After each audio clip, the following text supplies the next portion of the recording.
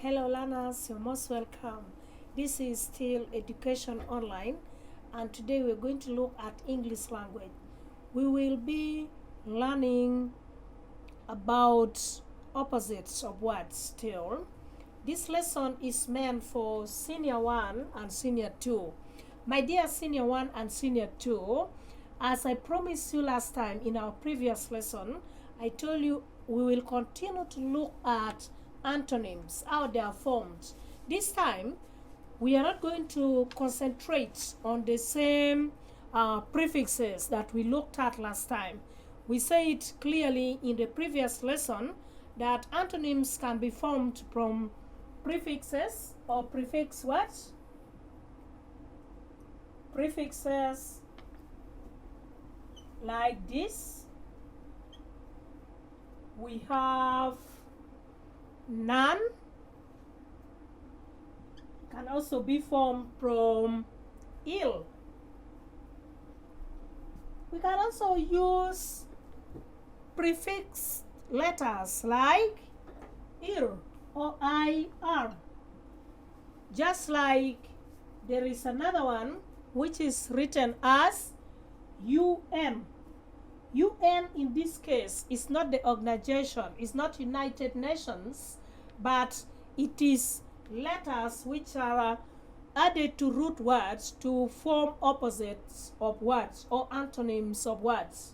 We can also have im. We may also have other antonyms or opposite of words formed from in. In, just like a b or up.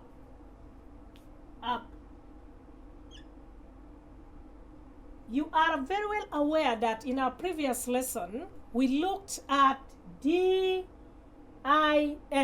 this. So this one we have finished looking at it. Today let us look at these antonyms or opposite of words that are formed from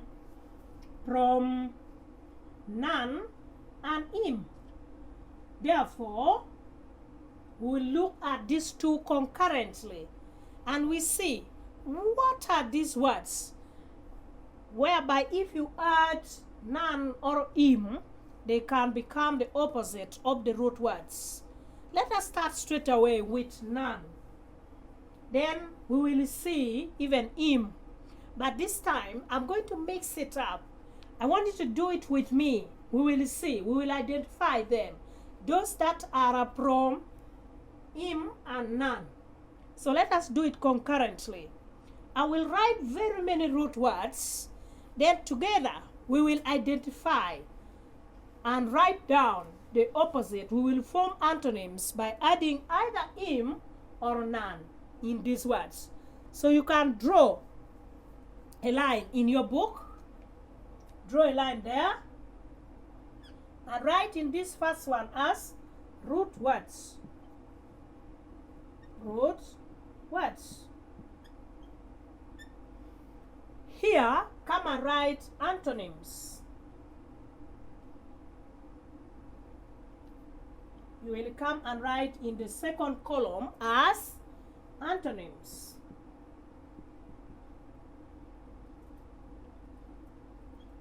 Right. Look at some of these words. Then you will be the one to tell me that teacher, this one apply im or none at the beginning to form the antonyms. Example, this word here, compliance. Compliance. We also have another word as possible. Possible. We also have another word as passable. Passable. Passable is the third word. Then our fourth word, my dear learners, is poisonous. From the word poison. Poisonous. Poisonous. Poisonous. Right. Let us start with these 4 and we see as we proceed with very many examples. If you look at this word compliance, should I add I am, im, or should I add none? Let us try with im and we see if it is correct. If not, together we will wrap it and apply the one which is correct. If it is correct, I will also confirm that this is now correct. Let us come and write it here. In compliance. In. Then we write the word compliance. In compliance. In compliance. My dear learners, when you see it critically, you realize this is not correct. Therefore, compliance does not use im. Rather, you put none. Let us put none. And we see. Let us put none. We wrap this im. And we write none. None. Non-compliance. And in most cases, if you want to be more correct, you have to use what we call hyphen. Hyphen is a dash in between the root word and the prefix or the letters added before the root word. Therefore, for us, we will write our none. We'll write the word none here. None. Then we put a small dash. This small dash in English under punctuation is called hyphen. So you hyphenate. You hyphenate the prefix none from compliance. It will become non-compliance. This one is now correct. Let us go and see the second word. The second word is possible, which means able to. It is positive in nature. But now if you want to say not possible, but you don't want to use the word not, therefore we should look for a prefix to make it not possible. But this time, let us try with impossible and we see with im. Then we say im. Without hyphens, we'll add possible. Impossible. My dear learners, now this one is correct English. You don't need to change it. Unlike in the first one, when we put im, it was wrong. Now this time, possible goes with im. Impossible. Therefore, it is im, which is correct here. Here it is none. Right. What about the third one? Let us see. The third one is passable. Passable. From the word to pass. You can pass through it.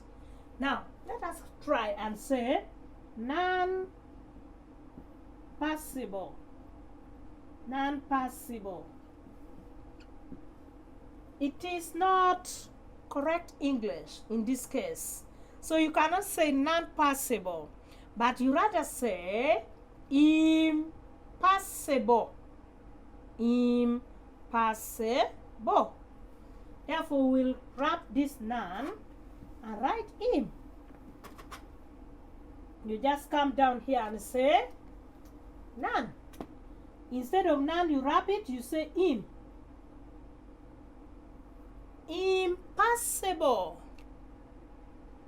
is better than non-passable. Right. What about the fourth word? Poisonous. Poisonous. You cannot say poisonous. There is a trick. There's some little trick here. You see, in English language, when a word is pronounced with the lips, the root word is pronounced with the lips, the first consonant. Therefore, it is very impossible to put the prefix which is also pronounced by the lips. For instance, ma is pronounced, the sound ma is pronounced using the lip when the lip is closed. Even a pa is pronounced with these lips. Therefore, you cannot say, but you cannot come down here and say poisonous. But this impossible, this O, which is a vowel, is helping to neutralize the pa, which is pronounced by the lips. Therefore, it is correct in this case, but it is not correct when you say poisonous. It is wrong. You will come here and say non-poisonous. Non-poisonous. Non-poisonous. Instead of saying poisonous. Right. These are not the only example. We can go on and see very many words. Let us do it straight away. Come here and say root word still. You come here and say, you write any word, then we see whether it uses im or it uses non. For instance, if you write the word paying, paying,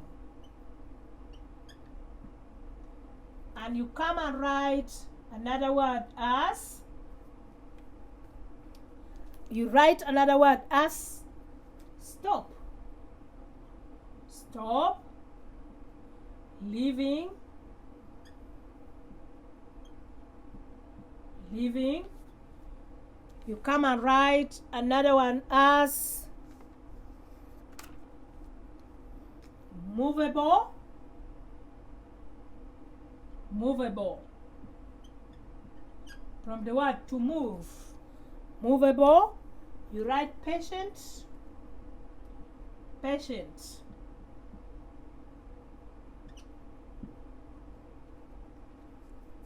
Then let us try with these 5 examples, and we still see how we use it to construct now sentences to form these antonyms or the opposite.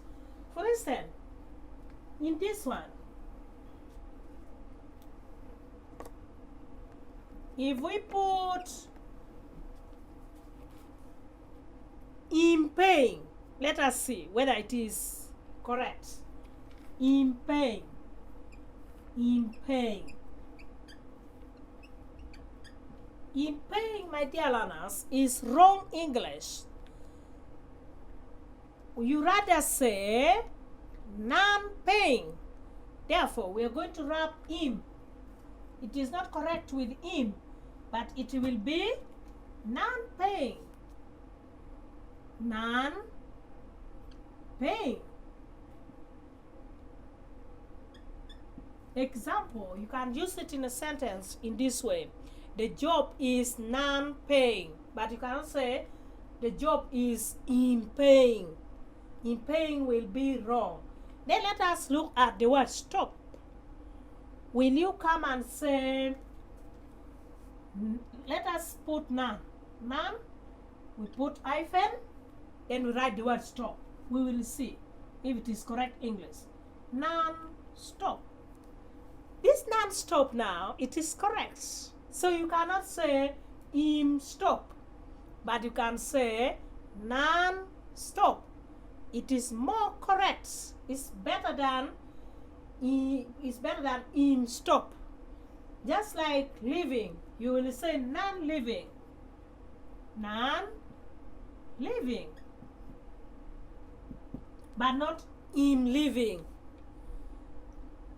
You should be very careful and know, is this word a verb, a noun, an adverb, an adjective? Is it a conjunction? So this will open your eyes. Like in this case, living is a gerund noun. It is ing noun. So you should be very careful to add here. Don't put im anyhow and don't put none anyhow. Be very careful with it. Then when you come to movable, will we say non-movable? Let us try. non-movable. You see, this one is already a description. It is an adjectival word. You cannot use non in this case. But if you want to use the word move with non, then you will say non-moving, but not non-movable. Now you can say non-moving, but not non-movable. But in this case, it is immovable. Immovable.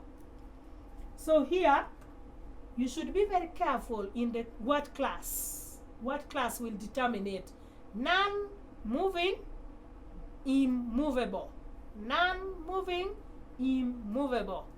Right. So let us wrap this one. It's not correct. Rather, we say immovable but non-moving. Immovable. Remember to now double the M, because this first M is a prefix from IM. Then this second M is from the word move, movable. So you will copy this one and add im in it.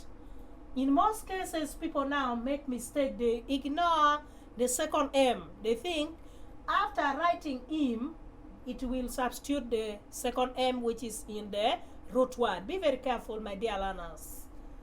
Just like here, but here you're free to use noun only when you're using it as a gerund noun, moving, non-moving. So be careful here. I can write it for you here. Non-moving. Non-moving or non-movement, if it is a noun in this case. Non-movement, non-moving, but immovable. Cannot be moved. But non-moving means it is stationary. It is not moving. It is not going somewhere. Then here, patient. Let us try with non and we see. Non-patient. Non-patient. Non-patient. In this case, it is not correct. You better say impatient. Remember, this patient in this case, we are using it as an adjective to describe the act of being in a hurry. It is not the person who is sick. So you will not say you're non-patient, but you will say impatient. Is always in a hurry. So you will wrap in non and substitute it with im. It will become impatient. You're very impatient, but not you are non-patient. It will not be correct. Look at this word. Balance. Balance. Balance. Just like the word mobile. Mobile. Mobile. Now in this case, you will add more words like issue, automatic. Then let us try to get the prefix non and prefix im and put. We will see which one is the most correct in this case. You can also say acceptance. Acceptance. Right. Then we will see. Let us use this. Non-balance, non-mobile, issue, automatic, maybe acceptance. Right. Let us see. Do not copy this until when I confirm to you that it is correct now. Let us try with the first one. Non-balance. This one is not correct because in this case, we are not using balance as a verb, but we are using it as, we're just using it in this case as, we are using it instead as a noun. So we will say imbalance. Imbalance. Imbalance. For instance, in a sentence you can say, he is suffering from hormonal imbalance. The hormones are not balanced. So you use imbalance instead of saying non-balance in the hormones. You see, when you know English, you can be a better professional in this case. For instance, if you're a doctor and you're asked to describe the condition of the patient, you must know English language, or you must know a particular language to use to write your medical report. Now, in this one, therefore, this one is wrong. Non is wrong. Then let us see. Non-mobile. This word mobile now uses both. You can say immobile. You can say immobile is still correct. But if you want to use immobile, you have to double the M. Use immobile, you double the M. Immobile. Then you can say non-mobile. Non-mobile without the double M. Now, immobile means something which cannot be moved. Meanwhile, non-mobile means it cannot move itself. So you see the difference? You have to be very careful in this case. Just like when we come here, let us look at issue. Issue, you cannot say in issue, but you can say non-issue. This is non-issue. You should not even discuss it in the public. So it will be non-issue. Non-issue. Here, instead of saying automatic, you will say non-automatic, meaning it is not by default. Non-automatic. Non-automatic. Right. Then here you will say non-acceptance. It is correct. You will say non-acceptance. Acceptance. Right. I think with this one, my dear learners, if you follow it critically, and remember I told you, even in the previous lesson, you should pay attention to one, the word classes. Is this word a verb? Is it a noun? Is it an adjective? Or it is an adverb? Therefore, it will guide you to put these prefixes right. If you don't know the word classes, it will disturb you. Just like you should know the terms. If you know the terms, you will not be disturbed. For instance, if I say non-payment, it is different from non-paying. Non-payment is different from non-paying. Paying is a gerund noun with ing. Meanwhile, payment is an ordinary noun. So you should be very careful in this case. Just like when you come and say stop, non-stop is different from non-stopped. Non-stopped is an adjectival but gerund with ed. Therefore, you should be very critical in the word classes and the tense itself. This is what will guide you very well.